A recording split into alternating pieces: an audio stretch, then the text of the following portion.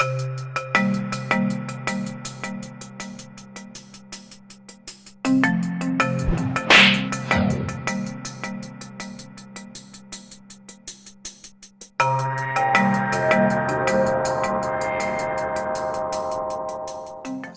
get us started. Good.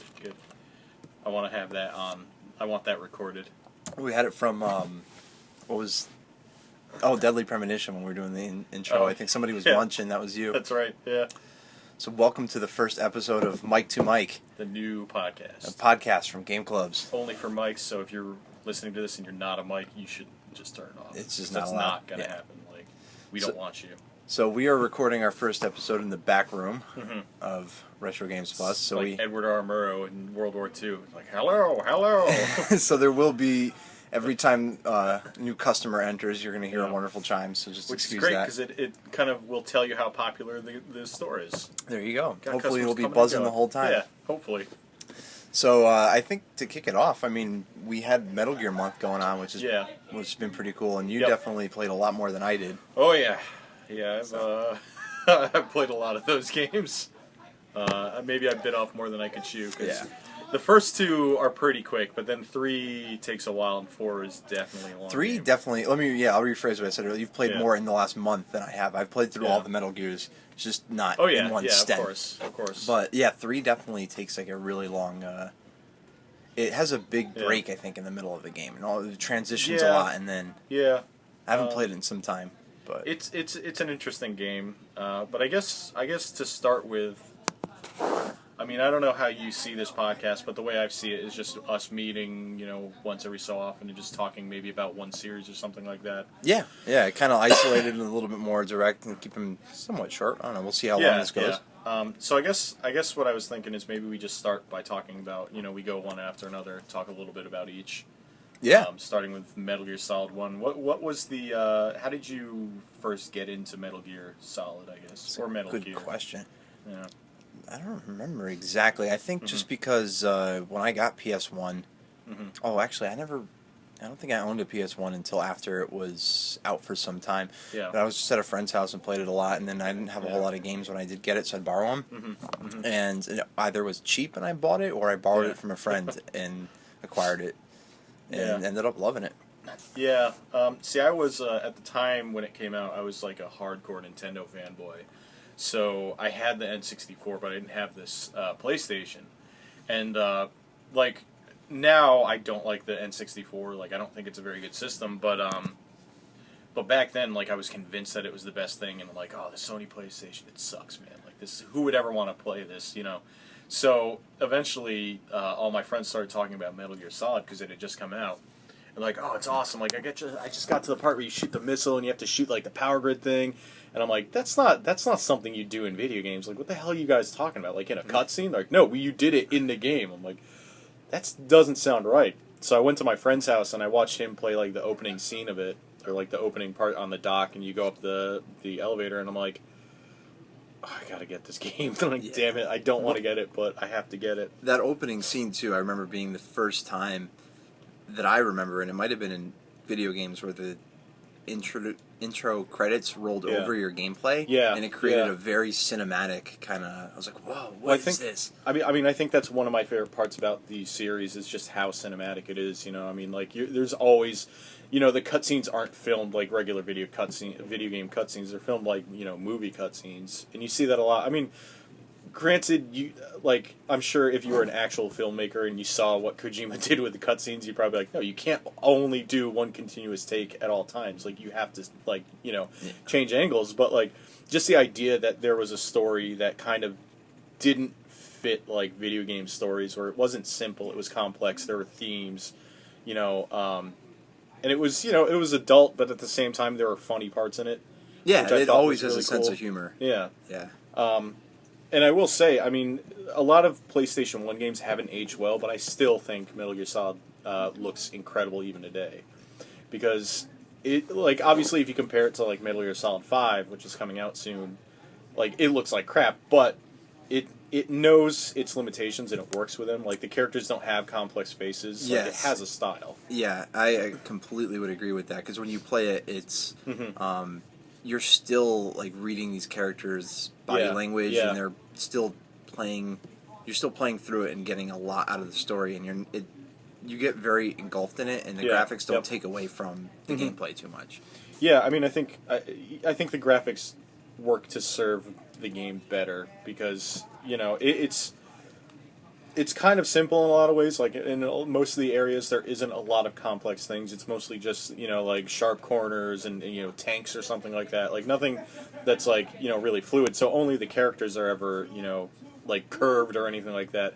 But I think that's partly on purpose and partly because of the limitations. Which I think like altogether, I think that helps the game so much more than if they tried to make it like every other PlayStation game and tried to make it look like Siphon Filter or something like that, which doesn't quite look great today, except for his weird hip swaying run when he runs. But it is really hard to define too, though, because it's something about just something about that game when you go back to play it. I mean, you definitely notice that the graphics really aren't great, but they once you're immersed in the game for more than 5 minutes, it's just you just don't even notice. Think about it. Yeah.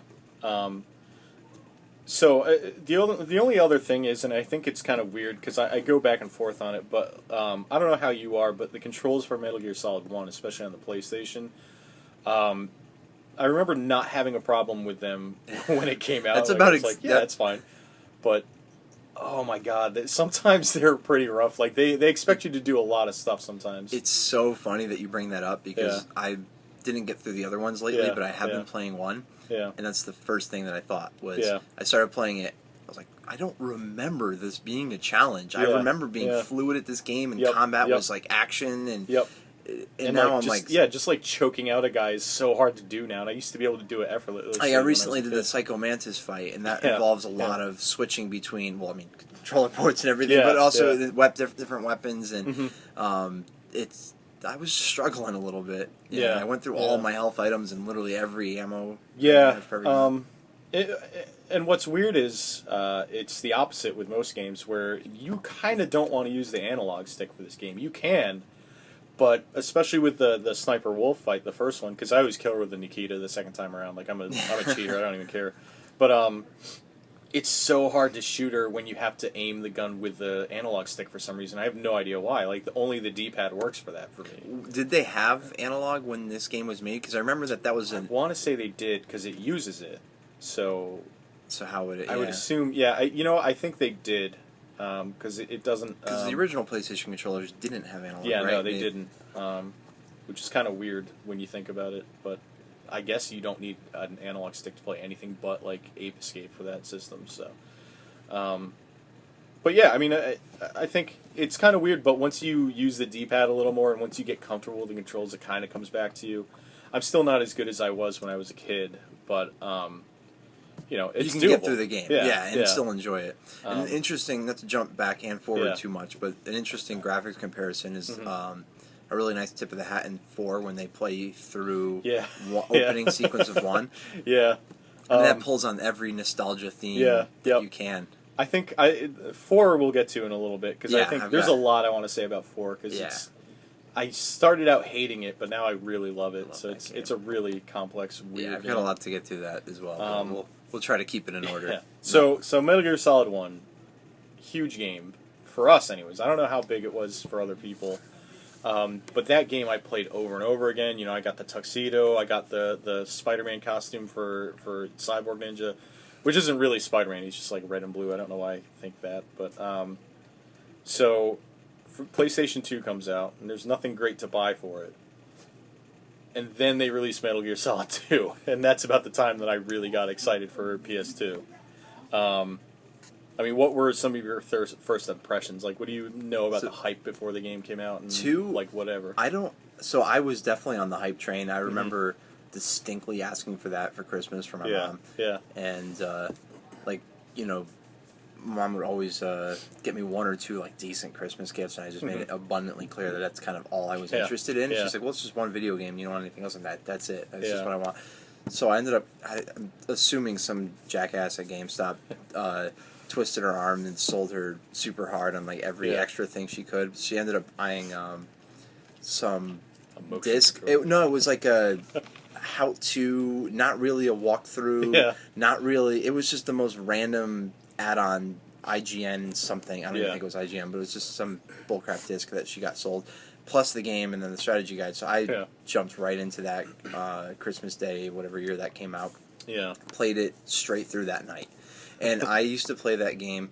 That was the year that I got the PS2, and it was also very, very hard to get memory cards when the PS2 first came out. I remember that, yeah. So I played that game without saving for several months. It's pretty terrible. So I would come home from school, I would just start the game, and I would just play through it. And I got it to the point where I can do it. If you skip a lot, you can. Yeah, if you skip the cutscenes, most beat of the these game games pretty quickly. quickly. But like usually 6 hours. If you're really good.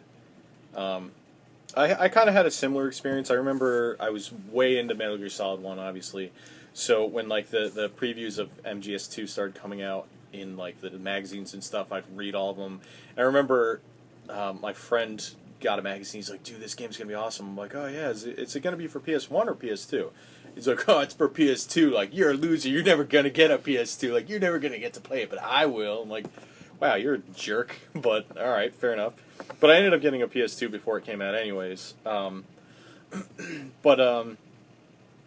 It was a really cool game. Like, I wasn't expecting it, and I think I said this in my review, but, like, if you had asked me what Metal Gear Solid 2 was going to be, I wouldn't have even gotten any bit of that right. Threw everybody for a loop. And I think this is actually where Kojima got the reputation for being somebody who pulls, like twists in his games, because nothing at the beginning even hinted at Raiden being the main character. No. They even went out of their way to make trailers with Snake on, like, Big Shell, like, fighting the Harrier on the George Washington Bridge, like, all this stuff that wasn't in the game. But that confused me, along with, I would think, thousands of people, though, when you started playing as him, and you're like, okay. Yeah. And then 5 minutes go by, and you're like, okay. Yeah. And then maybe a half an hour goes by, and you're like, well, what's going on? It became clear that you weren't going back when they kept reintroducing Snake again and again and again, and you're like, Well, it was funny, because when I got the game, that was back when I'd still read the manuals before ever putting in the game. Like, I had to read it front cover to back cover. And I remember getting to the part where it's like, cast of characters, like Snake, Raiden, and I look at the picture of Raiden, and I'm like, oh, he gets to play as a girl? Like, that's going to be so cool. Like, that's such a cool... I knew Kojima was going to do something cool like this. But sure enough, I get there, and I'm like, what? This isn't... I don't like this. I don't like this at all. If it doesn't jump around too much, I do want to bring up, how much do you think the Metal Gear story was written or is written prior to the development of all these games? I think, to be honest with you, I kind of think he just does it per game. I think he's just, like, I don't think he has an overarching, flowing, because it's such a developed story, but at the same time, it kind of glaringly seems like he's just plugging things in where he can and retwisting them. And I think Raiden's development into Crazy Cyborg Ninja Badass was just an overreaction to people's discontent with him in 2. Not that he was a terrible character in 2, because the thing is, I'll be honest with you, I hated him when I first played the game through, and I was like, this sucks, like, I want to be Snake the whole time. But eventually you realize it's like, first of all, it's kind of cool to see Snake from somebody else's perspective, because you always play as him. So when you're riding and you're like at the end, it's like, how the hell did you get here? It's like, oh, I got into a fight with Olga. And, that was when you were sniping, and it's no big deal. Like, we're friends now. It's how like, cool would it be? I want to see that. If they made a game now that played through the events in 2. Well, see, that's what I thought Subsistence or Substance was going to be, because they said Snake Tales, so I thought it was going to be playing the game through as Snake, which it wasn't. But the older I get, the less I mind that. Because I don't think Raiden's a bad character at all. I mean, I do think Rose is a terrible character, and I think she's just terribly written. Well, the thing is, it's like, it could have been an interesting idea to have Raiden dealing with, like, somebody he cares for and he loves, and I guess we should mention now that there are going to be spoilers. Yeah, I would, but so we're going to cover everything. Yeah, so. Like the idea that at the end she might be an AI, and she's kind of messing with him and stuff like that. Like, that could be an interesting thing, but, like, she never fits the story, and maybe this is on purpose, but it's like, you know, it's Stillman will call you and be like, oh, you have 4 minutes to disable the bomb, otherwise we're all going to die, and then you call Rose to save to make sure you don't mess it up. She's like, Jack, hey, I went into your room, and you have posters, and you didn't have any, and why don't you have posters? Like, are you serious, Rose? Like, I can't talk about this right now. We're about to die. Did you not get that message? And I think, I mean, it's weird because Kojima has always had issues with I guess I don't know if I would call it issues, so to speak, but more, I'm seeing a Puerto Rican man show me his nipples. This is what I want. We just got flashed, that's okay. It was enjoyable. I don't think Kojima's necessarily going out of his way to do this, but he has a weird time trying to portray women in, like, a regular light. And I think he got better at it in 3, but then he took a huge step back with, like, the 4. Yeah. Yeah. But, like, Rose is just a terribly written character, and I just don't like her. Like, everybody else, she's fine in 4 for the most part. She's still kind of annoying. She's in the but, backseat like, the whole time. She yeah. But I think, you know, it's just so weird that Raiden, everybody hates Raiden, but you kind of forget about Rose, and I think Raiden's great compared to Rose. Like, at the end of the game, he has a sense of agency, he has his own kind of thing going on, where he kind of realizes he's being used, and he gets out of it by the help of Snake. Kind of want to like touch on that, use that as an opportunity to touch on the story arcs of 2 a little bit, because we were talking earlier, before we even started the podcast in the car. Weird. So, I love Metal Gear. You love Metal Gear. Yep. I don't think either of us, in an easy way, could explain the story to a third party. Because I still don't really know. I mean, I can explain it, but it's going to sound like a lunatic ranting. Yeah. Kind of. And I feel like that started in 2, because 1 was a very open and closed book. 1 was pretty straightforward. There were twists, but they were kind of minor and kind of understandable. I think where most people get lost are with, for lack of a better term, like the Patriot system and all of that. Yeah. And then the cloning, Liquid, Solidus. You start kind of getting like, it gets what are we talking about again? Ridiculous, yeah. And especially at the end of the game, where it's like, oh, it's the S3 simulation, it's a Solid Snake simulation, and then literally 2 minutes go by, they're like, no, it's the system for sustained sanity. And I'm like, what the hell are they talking about? Like, none of this makes sense. The cutscenes in 4 was really when my brain got blown, like when they'd gone through it. But in 2, just to kind of get your thoughts on it, so Raiden is being sort of against his will put through the same scenarios that made Snake into... The way I understand it is the Patriot AIs wanted to see if they could manipulate somebody mentally into doing their will and doing what they want him to do. Because they control it's kind of established that they control the flow of information. Which is why the big theme is like, who controls the internet, who controls the spread of information. Which is actually, it's an interesting idea. I just think it's way too complex for that game, and luckily 4 answered pretty much all the questions you had from 2. But like, it was just such an ambitious story that it was just so hard to understand. Where it's like something about like the AIs, and then I just remember them going out of their way to mirror all of the events from Metal Gear Solid. And I thought that was a cool idea. Like they're trying to, and I think I talk about it a little bit in my review, but it's like.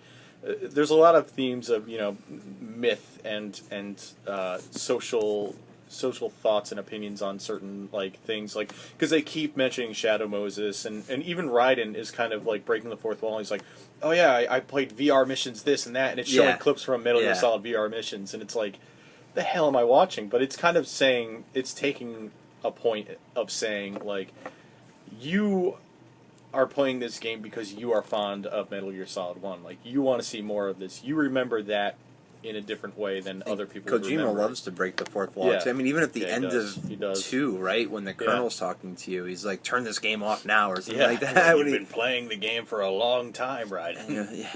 I remember that freaking me out. The first, because it's like skull face, it's like half, Yep. And I remember I played that part at like 2 in the morning. I was like, what the hell's going on? That's what, because remember, I couldn't save, so I hit that around like 2:30 in the morning, and I was delirious and tired, and I was like, what is going on? Is this real? It's kind of a bad habit of mine, but I I do tend to, every time a new Metal Gear game comes out, I kind of play it in one sitting. Yep. Like, I'll just play it overnight. I'll be doing that again soon. Me too. And I think that actually hurts the overall story, because I remember when I first played 2, I didn't understand anything that happens. And I just remembered all the action parts, which were fun, so I still enjoyed the game, but it was like, the hell happened in this game? And I still don't get the story 100%, but like I have a much better understanding of it now that I'm an adult and I was able to sit down, take my time with it, listen to what's really being said. And so I think I have a better understanding, but it's still kind of weird. No, I was talking to you not too long ago. Have you ever seen the game trailers retrospectives of Metal Gear? So that's something that I definitely would like to show you and encourage any. I think they're still up on their site. Yep. I think we were talking even about doing a retrospective, and I was kind of like, hey, that's an awesome idea, but there's not a chance in hell anyone can ever do a better job.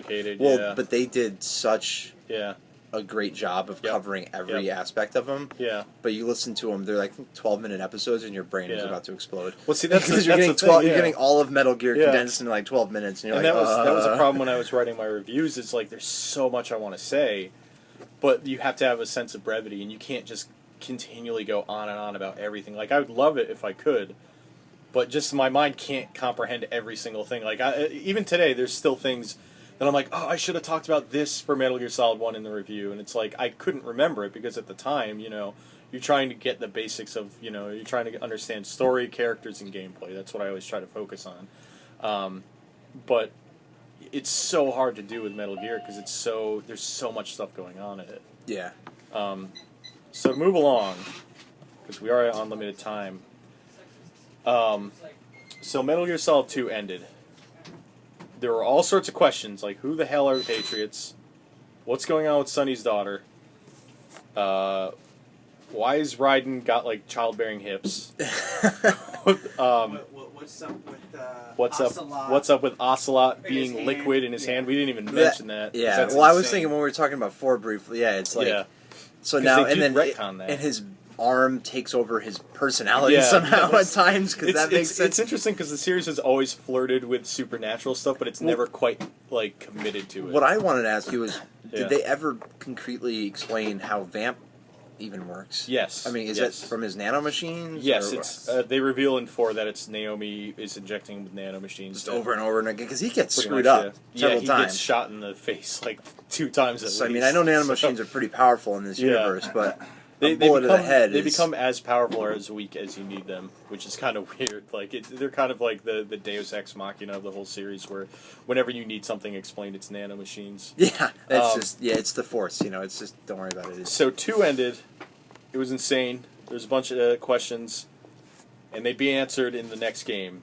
But they won't. Which is Metal Gear Solid 4, not 3. Yeah, exactly. They'll be answered in, 10 years? 3, I don't remember how it was revealed, but I knew fairly early on that it wasn't going to be the continuation of Solid Snake. It was going to be the beginning of Big Boss. See, I was very bad at paying attention to things like that, and I don't think I noticed that until I was about a half an hour into the game. Yeah. And then I was like, oh, this is in the 60s. I was like, I'm not Solid Snake. Yeah. It's funny, though, because I remember my friend was convinced. He's like, no, it's not Big Boss. You're really playing the game as a simulation. You're as Solid Snake to try to go in the past to learn what the Patriots are. And it's going to be the sequel to 2. I'm like, it doesn't look like it, dude. It looks like it's just straight up Big Boss in the 60s. It's like, no, it has to be Solid Snake. They're not going to do that. Why would they do that? I'm like, well, they did it. Big Boss is better anyway. So Big Boss is pretty awesome. Yeah, Big Boss is pretty cool. Whoop Dave. Like, John will whoop Dave all day he long. does at the end of 4. That's true. So with 3, it was an entirely different game. And I think in a lot of ways, at first I didn't understand why they would do that. Like, we all know, because they spend most of 2 and 1 talking about how cool Big Boss is. But you wouldn't expect them to go into the past and then flesh out the character as much as they did.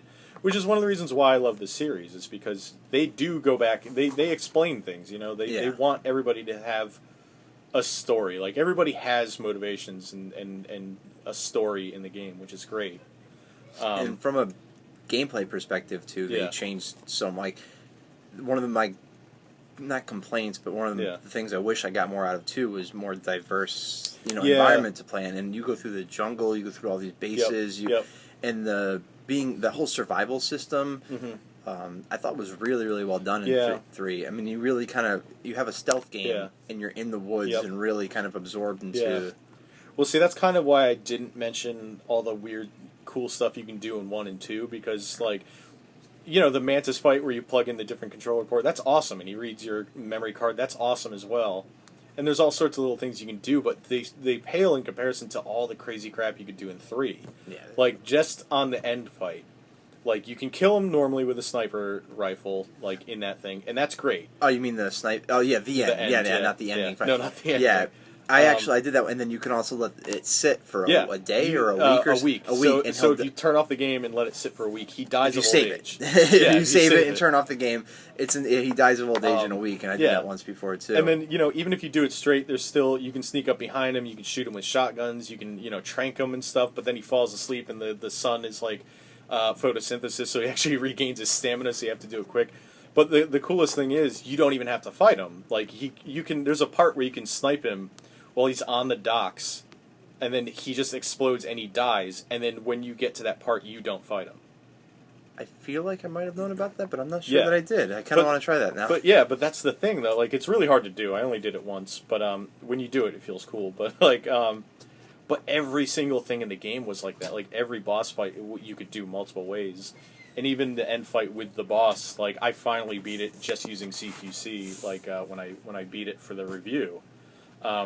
And it's just so cool that you can go through the game and do things any way you feel like you want to do. That fight was an incredibly memorable one, too, the boss. And it was I still like the boss battles from Metal Gear Solid 1 the best, but I think MGS3 definitely is in the running, like, at least tied, I'd say. Cause it's just so, like, the Cobra unit's so weird. There's a guy that's made out of bees, and he shoots bees at you, and the bees I would grenades. put 4 into that category, but the only reason why 4's boss fights are good is because they're mimicking and recreating the boss fights from 1. And I don't think I could ever, like, they're not super memorable to me, because the whole thing with the Beauty and the Beast core is just kind of gross. Like, I mean, I understand what he's going for, but... they were, like, Japanese supermodels or something like that? Yeah, they were supermodels Kojima liked, and then he turned them into...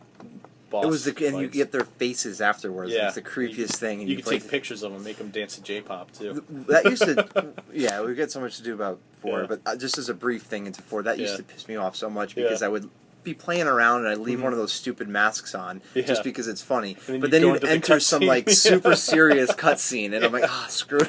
Just totally ruined this for myself. That's why in 3 I would never use the snow cam fight boss because the geisha girl or whatever. Because that was the best one you could use, but if you beat it like that, you'd look like an idiot. My whole like ending cutscene, I had the geisha or geisha, whatever. So I think 3 was also the thing is. I didn't expect it to be as deep as it was, but it was definitely crazy how much like characterization they gave people. Ocelot's in it, and he's young and he's kind of a dick, but he's still pretty cool, even though he's like fresh faced and everything. And it's kind of shows why he's so obsessed with the boss, because it's kind of this weird rivalry thing where he looks up to him as like a role model.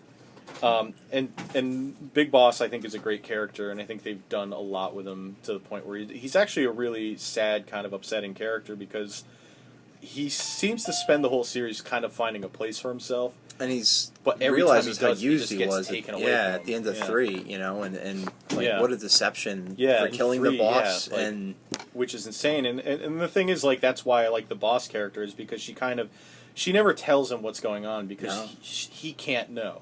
Like, she's sacrificing so much to make sure that, the world is okay. And she ends up saving the world pretty much, because if Volgin had taken over Russia with all the nukes and everything like that, and then you'd have the Shagohod, like, some bad stuff would have happened. But, I mean, I think the characters are such an interesting part of 3. And that ending cutscene, too, I mean, just, like, there's so much emotion. It's been in a PS2 game, even, really, just in his face, the way that he's, like, hanging his head low, and they reward him with that medal or whatever it is. And I think that's when he kind of realizes that he just can't be a part of it anymore. And to think and back to what I said earlier about Kojima just tying, and then that kind of ties back into, Metal Gear and Zanzibar, and, like, how Big Boss got turned into... Well, that's what 5's going to be about, which is why I'm super pumped up for 5.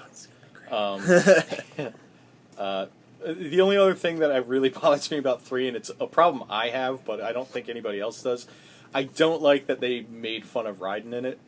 Because remember Volgan's lover is the guy named Rykov, and then when you dress up as him, like, Volgan comes up, he's like, oh, there you are. And oh, yeah, that's right, yeah. And, like, they make him out to be, like, he looks just like Raiden, I forgot about that. The weeniest little gay guy you could ever think of. And it's like, dude, really? Like, do you really need to do this? Like, Raiden's fine. Like, people complain, but people always complain. Like, you don't have to insult Raiden. Like, it's such a low blow, and I don't... Kojima usually doesn't do things like that, where he just insults characters like, oh, yeah, you hate him? Yeah, he sucks. I hate him. It's like, no, he usually supports his character, which is why it's so weird, and it felt so, like, off-putting. It's like, dude, like, Raiden was fine. Like, you know, people complain about him, but he's alright at the end.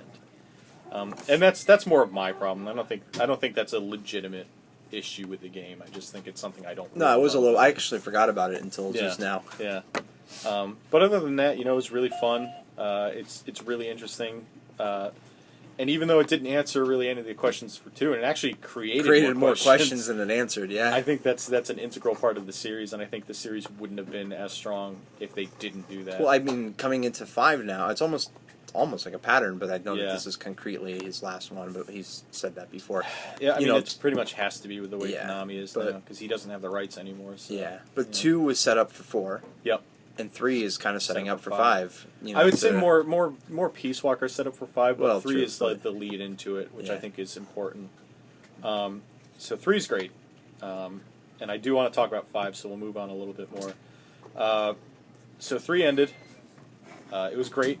And that's the one I played the most of, just because it's so fun to go back into it, you know, play around the camouflage, try to do boss battles differently. Like, there's so much stuff in that game. For whatever reason, I didn't get 4 when it was released, because I didn't have a PS3, which makes sense, but, like, it completely flew under my radar, and something about it, maybe I was burned out from the series at the time, but I completely forgot about it until, like, a year after it was released.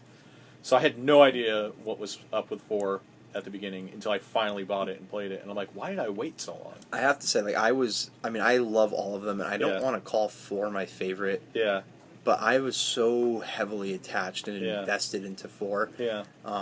I know, like, the cutscene problem, it's epidemic, but you have to realize what it is doing is answering all of these questions. And for the people that play the game because they just wanted to play an action game, or because they wanted to just play even the stealth game. That's not what it is. It's not. It's finishing. Is, but, but it's finishing the story, and it was made for the people that are vested into that. Yeah. And that required. I mean, I don't know. I'm sure it could have been edited a little bit. Well, because the thing is, it's so.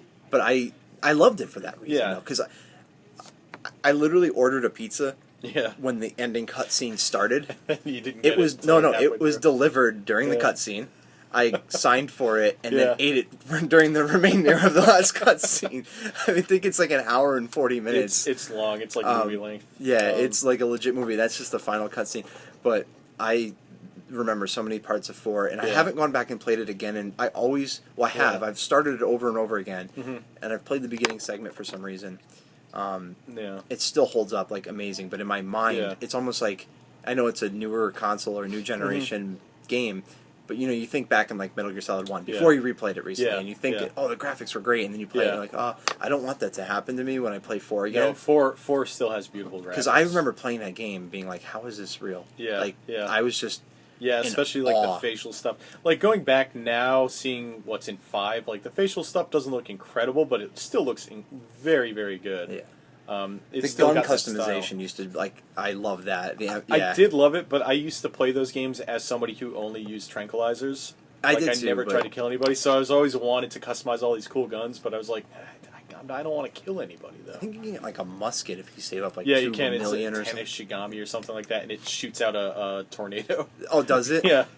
See, I never got it. Yeah, I mean, that's another one of those little parts. But, 4, I mean, I think definitely the big draw of 4 is the story, and the story is actually, like, really depressing, because Snake is an old guy. He's dying from the beginning. I worked it out. I want to say he's, like, 45 in the game, but he looks like he's 80. Right, which is explained because of, like, that's just how he's engineered. Yeah. Which is just, I mean, thinking of Big Boss's life and how depressing that was, and then his, Solid Snake being... That's kind of what I wanted to touch on. It was, like, I think 3 started the trend of the Snake lineage being people who are tortured and used and abused, and I think 4 kind of expanded on that, because, like, near the end, especially, like, you know, Snake is just beaten up. Like, he is bloody and raw. Half his face is burned. I mean, the ending sequence, like him sacrificing himself to go through that microwave hallway. I mean, that was a hell of an emotional. Watch, and you're doing it to him. I mean, you're just pressing forward on the thumbstick, but you have to seeing it. Buttons, yeah, it's just like it was so hard to kind of watch like this character that you really grew to love. Like, I love Solid Snake. He's such a good character. So is Big Boss. But just to see him old and worn out, and he's constantly coughing, and all he wants to do is sit down and smoke cigarettes. It's like, and I do love how, like, in the briefing, a lot of the time, he just acts like a regular old dude. Like, he just sits down and, like, nods off. Yeah, he does. You know, he's just wearing he's got his weird coach mustache and stuff. Like, he's just such an old, lovable dude. And then just to see him get constantly tortured, and then when people are like, dude, you're getting messed up. Like, even Otacon's like, why don't we just stop? Like, why don't we just not do this? Because you can't beat Liquid. Like, he's too powerful. And then Snake is just like, no, I have to do it. Like, it has nothing to do with what I want to do. Like, I have to end this. And it was really interesting to see that. And I mean, just thinking back on 4 now, it's like so many thoughts just come to my mind. But it is just a beautiful game. Yeah, it is. It is. It's hard not just like graphically wise. I think just like, in general, like everything is just so. Yeah.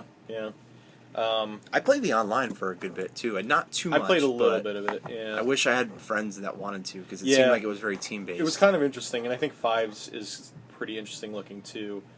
So I'm excited to check that out. What are you getting 5 on? PS4. Ah, damn! I guess I could still change, but I don't. Oh, you don't have to do that. So I think we touched on it a little bit, but the Beauty and the Beast core was kind of weird, and because the thing is, the idea behind it that there are all these abused women who are taken and used by the PMCs as like these ultimate weapons because they're all messed up in their head, like that could be an interesting thing.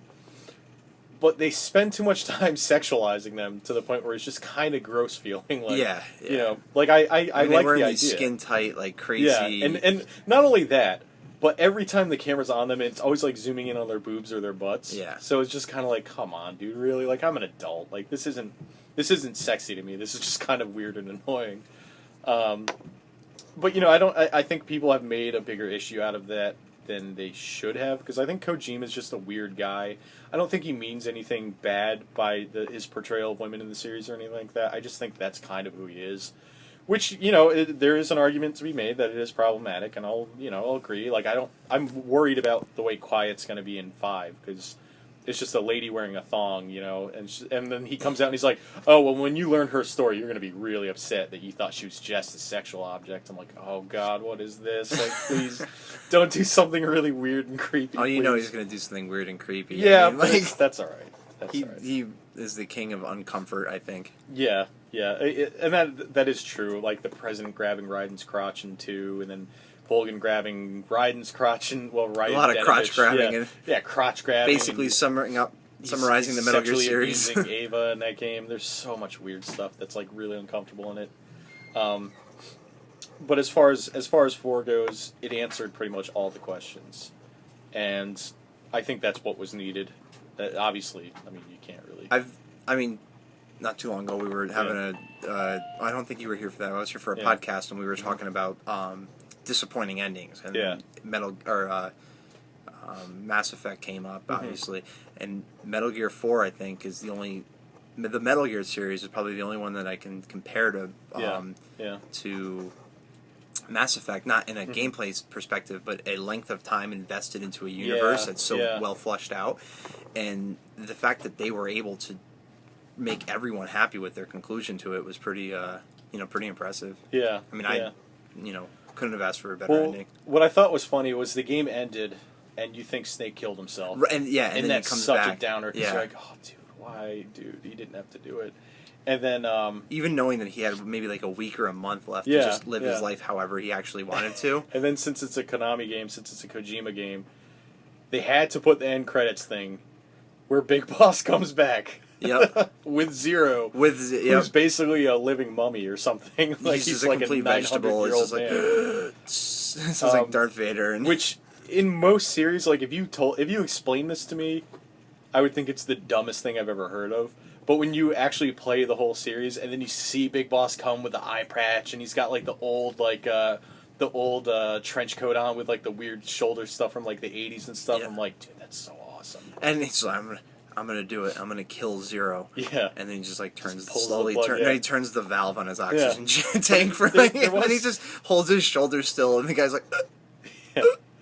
There was something touching about him coming back and kind of telling Snake, it's like, look, give it up.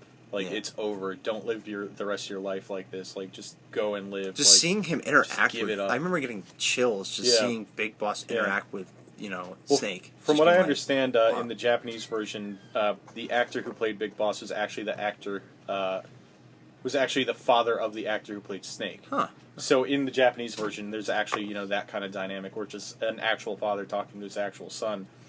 But I think that was like... Because, Big Boss had the boss, which was something like a deep regret. Like, he didn't want to kill her, and it weighed on his conscience heavily.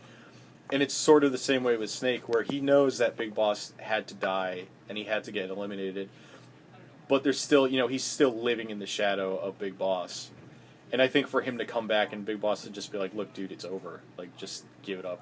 Like, I'm going to die, Zero's going to die. All this is over. Don't worry about it. Like, it's done. Which was such a good thing to see. Like, that's such a good closure on the series. So I love 4. I mean, that's, I hated it when I first played it, because I'm like, dude, it's like 6 hours of cutscenes and like 2 hours of gameplay. The only gripe about the cutscenes was just that we talk a lot about not having time to play games. Yeah. And starting a cutscene and being like, shit, I have to be at work in a half an hour, and I don't know if this is going to be over by luckily, then. you can pause the cutscenes, but you can't stop them and then pick them up later. Right. Which I wish they had done. So there's only one question that remains in the whole series. How the hell did Big Boss turn evil? And we're about to find out. We're going to talk about it a little tiny bit here. I think the groundwork's already set, though. Yeah. I mean, I don't know. Obviously, we don't know anything because the game's not out. But I have a feeling something's going to happen to Snake where he finally just goes over the edge in 5. Like, he's not going to be... They're not going to make him to be just a straight-up evil guy where he's like, I'm evil now, it turns out. Because I don't think that's... It's going to be some regrettable and forceful decision. Yeah.